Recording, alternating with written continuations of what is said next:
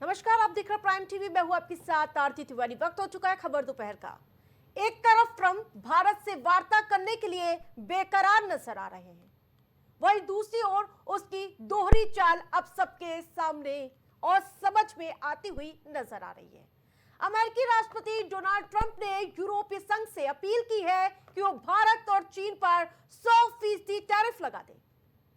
Trump की इस appeal का मकसद है कि रूस के राष्ट्रपति पुतिन पर दबाव बढ़े, लेकिन इसके पीछे के इरादे और संभावित असर दुनिया पर क्या प्रभाव डालेगी, इस रिपोर्ट के जरिए आपको समझाते हैं। राष्ट्रपति ट्रंप ने भारत पर तल्ख तेवर दिखाते हुए 50% टैरिफ लगाने का ऐलान कर दिया।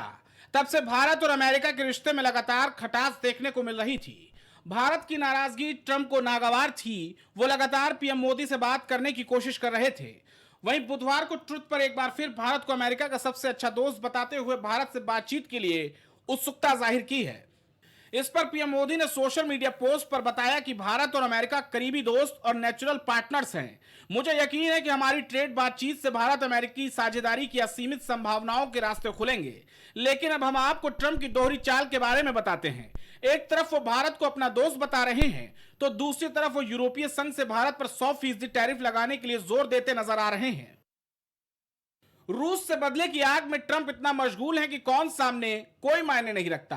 ट्रंप ने यूरोपीय संघ से अपील की कि भारत और चीन जैसे देशों पर 100% तक का आयात शुल्क यानी टैरिफ लगाया जाए। और यहां तक ट्रंप यूरोपीय संघ को धमकी देते हुए कह रहे हैं कि अगर जल्द से जल्द भारत पर टैरिफ नहीं लगाया तो वो उल्टा ईयू पर 35% टैरिफ लगा देंगे। उनका मकसद है रूस की तेल से होने वाली कमाई को रोकना, ताकि उसकी युद्ध क्षमता कमजोर हो। लेकिन भारत की तरफ से संयमित प्रतिक्रिया आई है। वाणिज्य मंत्री पीयूष गोयल ने साफ किया कि भारत और अमेरिका के बीच एफटीए यानी मुक्त व्यापार समझौते को लेकर बातचीत लगातार जारी है और सही दिशा में आगे बढ़ रही है। इस बीच भारत लगातार अपने रिश्ते अन्य देशों में मजबूती देने की कवायद में जुटा है। जापान, चीन, रूस के बाद प्रधानमंत्री मोदी ने इटली की प्रधानमंत्री जॉर्जिया मेलोनी से फोन पर बात की। बातचीत में दोनों नेताओं ने भारत इटली रणनीतिक साझेदारी को और मजबूत करने की प्रतिबद्धता दोहराई। साथ ही उन्होंने यूक्रेन संकट का शीघ्र समाधान निकालने में सहयोग बढ़ाने पर सहमति जताई। बहरहाल एक तरफ अमेरिका भारत से व्यापार समझौते की उम्मीद कर रहा है, तो वहीं ट्रंप का दबाव बढ़ाने वाला बयान भारत की कूटनीतिक समझदारी की परीक्षा ले रहा है। अब देखना होगा कि अमेरिका की दोहरी नीति के बीच भारत कैसे संतुलन बनाता है। Desk report, prime TV. Bharat पर तल्ख तेवर दिखाते हुए 50% टैरिफ तो लगा दिया था, लेकिन जब भारत से वो लगातार बातचीत का प्रयास कर रहा था, प्रधानमंत्री मोदी ने फोन तक उठाना बंद कर दिया गया था। इसके बाद जहां एक के बाद एक ट्रुथ पर उनका पोस्ट सामने आता है, वो इससे पहले कहते हैं कि हमने चाइना के हाथों रूस और भारत को खो दिया है, और तमाम ऐसे ट्वीट उनकी ओर से लगातार देखने को मिले। और कल जो ट्वीट सामने आता है वो एक बार फिर से भारत को अमेरिका का सबसे पुराना दोस्त करार दे रहे होते हैं। एक तरफ वो ऐसी पेचबंदी करते हुए नजर आते हैं, तो दूसरी ओर वो लगातार भारत के खिलाफ साजिश रचते हुए नजर आ रहे थे। और वो सीधे तौर पर, जहां आपको बताते चले, दूसरे देशों से भारत पर पूरी तरह से टैरिफ को बढ़ाने की मांग कर रहे होते हैं, तो वहीं इस दौरान जहां आपको बताते चले, ट्रंप पर पूरा भरोसा करना भारत के लिए कितना कारगर होगा वो देखने वाली बात होगी। जिस प्रकार से लगातार यूएस और भारत में एक लकीर खिंचती हुई नजर आ रही है, और वो लगातार यूरोपीय संघ से भारत पर 100% टैरिफ लगाने के लिए जोर देते नजर आ रहे हैं। और इतना ही नहीं, इसकी धमकी यूरोपीय संघ को दे रहे हैं, अगर वो भारत पर टैरिफ नहीं लगाएगा तो हम उल्टा आप पर 35% टैरिफ लगा देंगे। तो टैरिफ की धमकी देते हुए लगातार ट्रंप नजर आ रहे हैं। एक तरफ दोस्ती का शिगुफा छोड़ते हुए नजर आते हैं कि भारत और अमेरिका मजबूत दोस्त है, और इन सब के बीच भारत ने तलाशना शुरू कर दिया है अन्य देशों में, जो आज ये रणनीति कहीं ना कहीं भारत सरकार के लिए क्या कुछ साबित होगी, वो देखने वाली बात होगी।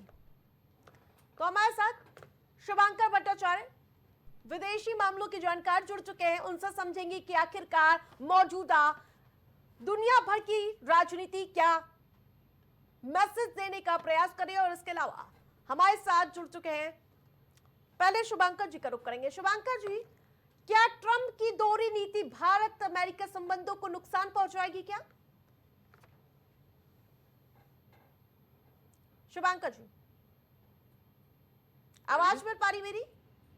आवाज आ रही है? मैं हाँ, मैं हाँ। आपको आवाज सुन पा रहा हूँ जी। हाँ। आप सुन पा रहे हैं?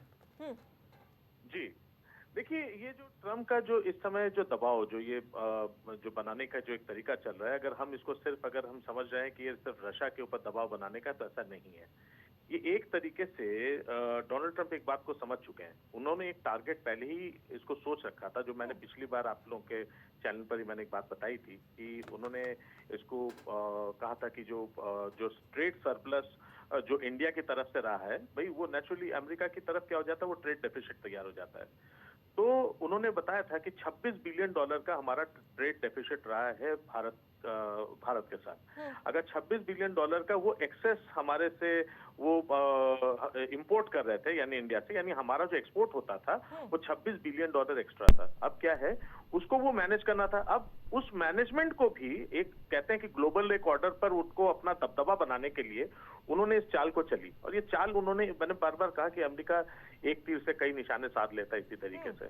तो एक तरफ से वो दिखा रहा है कि रशिया के साथ जो हमारा जो तेल जो हम लोग खरीद रहे हैं वो अगर हम बंद करते हैं तो उस पर, लेकिन मजे की बात है कि हम लोग मेजर बायर्स नहीं है रशिया से के फ्यूल बायर्स या एनर्जी बाइंग में हम लोग ज्यादा नहीं है। हाँ। वो तो सबसे ज्यादा यूरोप और अमेरिका खुद ही बाय कर रहा है।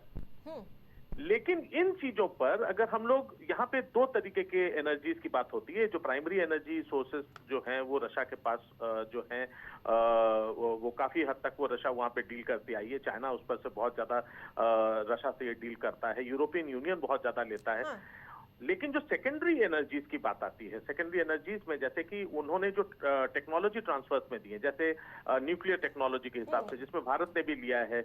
और कई बार अमेरिका ने उसके ऊपर भी हम लोग के ऊपर आरोप लगाया था कि उसको जो है हम लोगों ने वेपन पे ज्यादा खर्चा किया, उसका हम लोगों ने एनर्जी को डेवलपमेंट में नहीं किया, उसका ज्यादातर हम लोग न्यूक्लियर वेपन्स में वो कर रहे हैं। तो ये सारी बातें होती रही हैं, आरोप वो लगाते चले गए।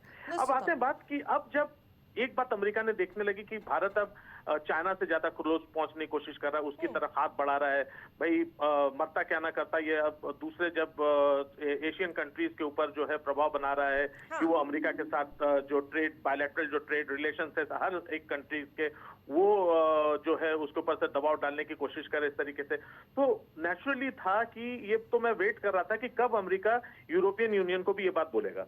अब देखिए, इंडिया यूरोपियन के साथ जो हमारा जो बायलैटरल जो ट्रेड है, अगर वो अभी हम 2024-25 का देखें तो वो 136.53 बिलियन डॉलर का था।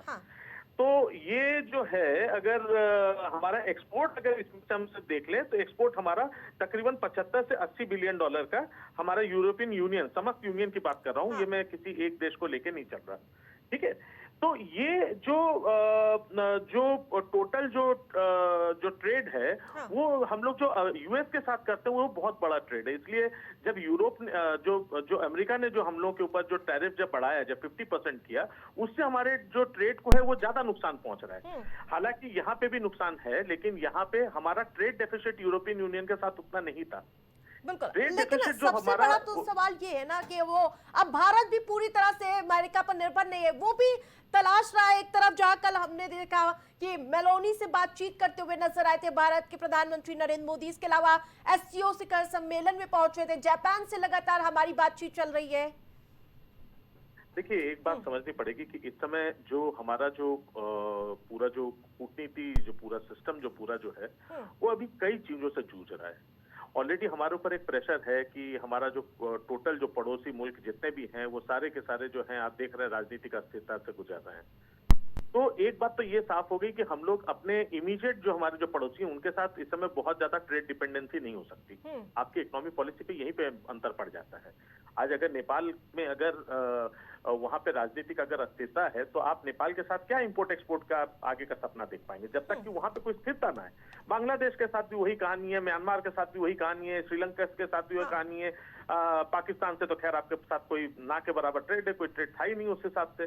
तो सारी चीजें अगर हम देख लें, अगर पूरी तरह से देखें, तो हमारे पास अब इंटरनेशनल जितना जो मार्केट था वो हम लोग काफी हद तक हम अमेरिका के ऊपर हम लोग डिपेंड करते थे, उस पर असर पड़ रहा है। तो अब जो यहाँ पे सारी चीजें आ रही हैं, अगर घुमा फिरा के देखी जाए तो इस समय हमारा भारतीय जो हमारा इकोनॉमिक जो पॉलिसीज हैं उसके लिए अब हमें अमेरिका पे प्रेशर तो डालना पड़ेगा। निश्चित तौर पर। ये बार बार जो हम लोग हर बात पे हम लोग ये कहते हैं ना कि अरे कोई बात नहीं, हम दूसरी तरफ से जो है एशियन कंट्रीज के साथ रास्ता निकाल लेंगे, इतनी जल्दी होने वाला नहीं। हमें अभी भी समझना पड़ेगा कि हमारा इंटरनेशनल और एफटीए की बात जहां तक है, जो फ्री ट्रेड अग्रीमेंट की बात जो की जा रही है वो पहले से हम लोग की बातचीत चल रही है, लेकिन फ्री ट्रेड अग्रीमेंट तो बात की बात है। हाँ। सबसे पहले अगर ये जो हमारे ऊपर जो टैरिफ था, ये अगर किसी तरीके से वो लोग वापस लेते हैं, उसको अगर रिवोक किया जाता है तो उससे ज्यादा हम लोग को फर्क पड़ेगा, क्योंकि काफी इंडस्ट्रीज को फर्क पड़ रहा है। टेक्सटाइल को ऑलरेडी फर्क पड़ चुका है, क्योंकि अब ये चीजें जा रही थी। लेकिन अब मजेदार एक बात मैं और भी बता दूं, इसकी वजह से हम लोग बार बार चिंता कर रहे थे कि बांग्लादेश की तरफ बहुत चीजें जो है झुक जाएंगे जैसे, लेकिन वहां पे वो लोग सप्लाई दे कहां से पाएंगे? अभी एक नया सप्लाई चेन बनाने में बहुत टाइम लगता है। अगर हम भी कहीं पे नया ट्रेड सेट करते हैं तो क्या एक ही दिन में बन जाएगा? ऐसा नहीं होता ना। आपको पहले उसका सप्लाई चेन तैयार करना पड़ता है, आपको वहां पे पूरा आपका जो कस्टमर सपोर्ट बेस है वो तैयार होगा, तब जाके आप एक किसी भी देश के साथ एक नया ट्रेड डील शुरू कर सकते हैं। तो जो अमेरिका भी बहुत ये चीज सोच रहा है कि हम इमीडिएटली एक बहुत बड़ा प्रभाव मार देंगे। जो अमेरिका का जो उन्होंने टैरिफ भी बढ़ाया है, उसको भी फर्क पड़ते पड़ते हम लोग को 5-6 महीने लग जाने। क्योंकि जो आपके अभी 90 डेज के एलसी पर जो सामान जो गया है उसके पास भी तो अभी 90 डेज है ना, यानी लगभग 3 महीने उनके पास अभी उनके पास मौजूदा हालात में है। तो इसका कंप्लीट इंपैक्ट देखने के लिए कम से कम 90 to 180 डेज का आपको फर्क मिल जाएगा जैसे जैसे आपका सामान जाता है। तो इमीडिएट इंपैक्ट अभी भारत के पास थोड़ा बहुत समय है। इस दौरान में भारत मुझे जहां तक लगता है ये एस जयशंकर कंटिन्यूअसली कोशिश कर रहे होंगे, प्रयासरत होंगे कि किसी तरीके से अगर अमेरिका का जो ये था उसको रिवोक किया जाए, वो अगर पीछे अगर उसको वापस ही ले सके। और मेरे ख्याल से कहीं ना कहीं मोदी जी से इसकी बात हो रही होगी। और अभी जो है यूरोपियन यूनियन में अलग अलग देश से बात करना, वो तो खैर अब तो करना पड़ेगा ही, कोई दूसरा रास्ता नहीं है। लेकिन एक बात जरूर कह दूं, यूरोपियन यूनियन बहुत हद तक भाई अमेरिका के प्रेशर में हमेशा रहा है। और ये प्रेशर भी अगर कहीं पे काम आ गया तो जनाब आगे की तरफ हमारा जो अर्थशास्त्र होगा उसमें इम्पैक्ट पड़ेगा। ठीक है, प्राइम टीवी से जुड़ने के लिए बहुत बहुत धन्यवाद आपका। तो बताते चले, ट्रंप एक तरफ दोस्ती का ढोंग करते हुए नजर आ रहे, तो दूसरी ओर लगातार यूरोपीय संघ से टैरिफ बढ़ाने की बात कहते हुए नजर आ रहे और धमकी भी देते हुए नजर आए डोनाल्ड ट्रंप।